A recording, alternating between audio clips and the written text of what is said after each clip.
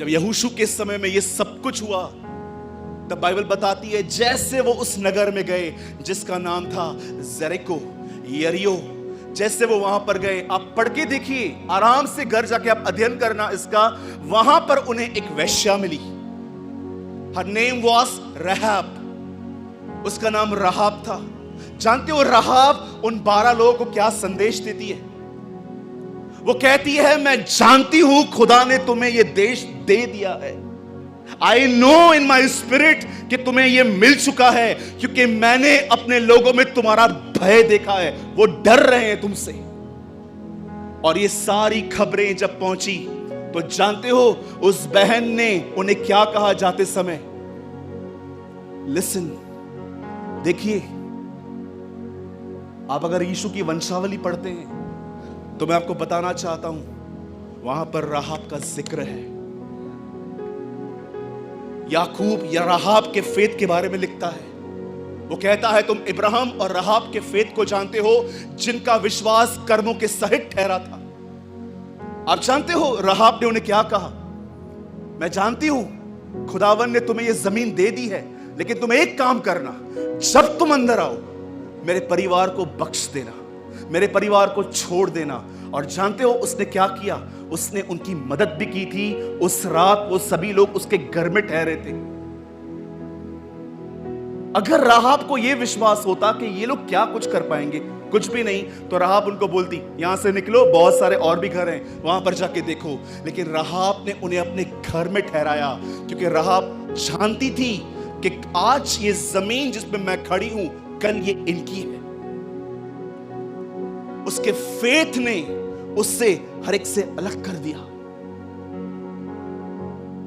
मैं आपसे पूछना चाहता हूं, आप सभी से, आप में से कितने लोग हैं यहां पर जो ये ईमान रखते हैं, विश्वास रखते हैं कि हमारा प्रभु बहुत जल्द हमें लेने के लिए बादलों पर आएगा? मैं बिलीव करता हूं। अब कितने लोगों ने यह वचन पढ़ा है?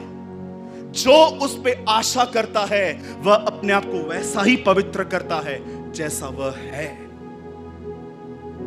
आप जानते हैं, अगर आप में से कोई भी एक ऐसा व्यक्ति है जो ये कहता है यस ब्रदर सूरज, मैं बिलीव करता हूं कि प्रभु बहुत जल्द आने वाला है, लेकिन आप उसकी तरह जीते नहीं हैं, मैं इस पुलपिट से आपको कहना चाहता हूं, यू आर अ लायर।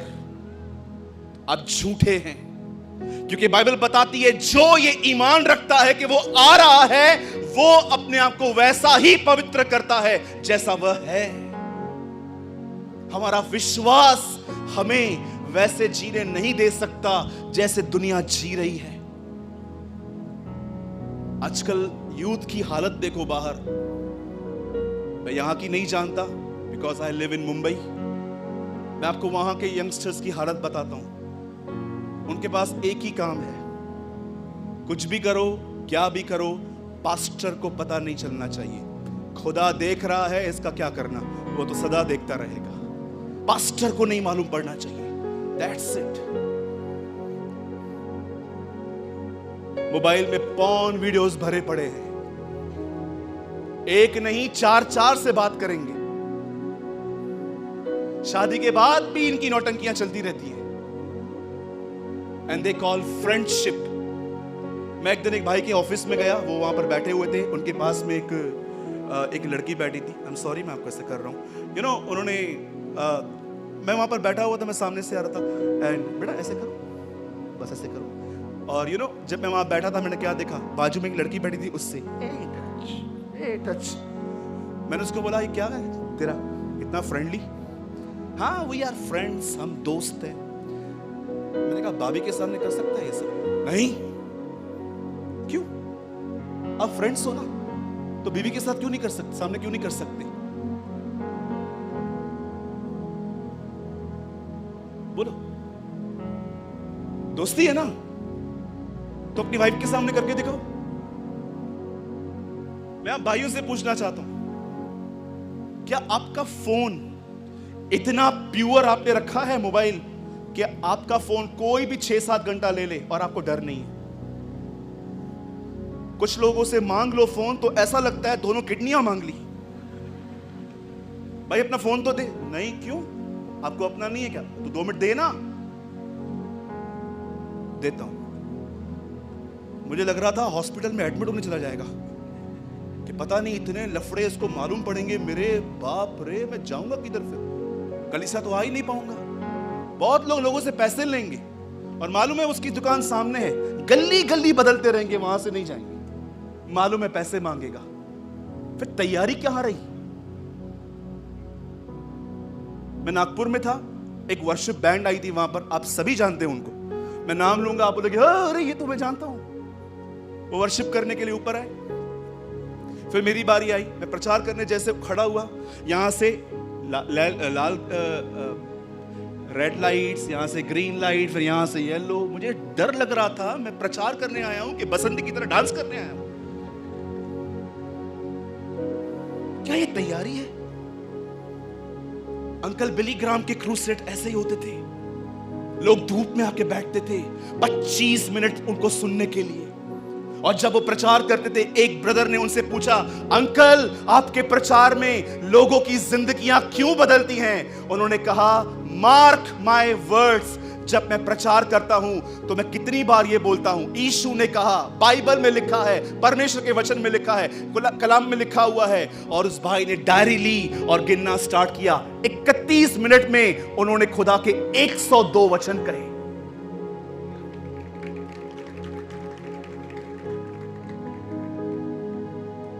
लोगों की जिंदगियां तब नहीं बदलती जब हम स्टेजेस को बहुत सजाते हैं। लोगों की जिंदगियां तब बदलती हैं जब वक्ता पवित्र आत्मा से भर के प्रचार करता है। There will be change।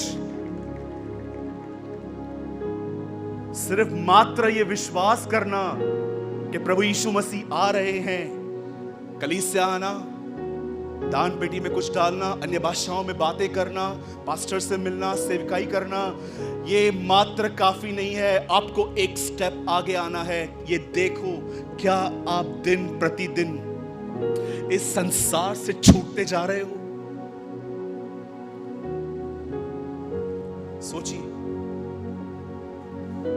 गालियां बंद हुई, चुगली मारना बंद की। कितने लोग हैं जो कह सकते हैं, ब्रदर पृथ्वी पर एक व्यक्ति नहीं है जिसको मैंने माफ नहीं किया है। I forgive each and everyone. मेरे अंदर किसी के लिए कोई शिकायत नहीं है भाई। मैं एक भाई से हमेशा बोलता था कि आप उसको माफ करो, तो जानते हो मुझे क्या बोलते थे? माफ तो कर चुका हूं ना मैंने कहा, अगर तू उसको माफ कर चुका है तो तू बार बार उसके कामों की चर्चा हर मंडली में क्यों करता है? यहां पर बट्टी भाई बैठे हैं, ठीक है, इन्होंने मुझे हर्ट किया और मैंने उनको बोला, ठीक है भाई मैं आपको माफ करता हूं। उसके बाद ये सज्जन हमें मिले, ब्रदर आपको पता है ये आदमी घटिया बेकार आदमी है, सुनता ही नहीं है, माफ करके आया हूं ना, तो बातचीत क्यों कर रहा हूं मैं अभी? फिर वो भाई मिलेंगे, ब्रदर आप जानते हो बट्टी भाई को, ब्रदर ऐसे करते, ये तो गलत काम है, ये तो बुरा काम है। आप फॉरगिव कर चुके हो ना, तो बातों की चर्चा क्या कहती है बाइबल नीति वचन में? जो बातों की चर्चा बार बार करता है वो भाइयों में फूट डलवाता है। मैं तो ऐसे से दूर रहता हूं। मैं माफ कर चुका हूं, उसका प्रूफ क्या है? मैं उस व्यक्ति के लिए बातचीत करना बंद कर दूं।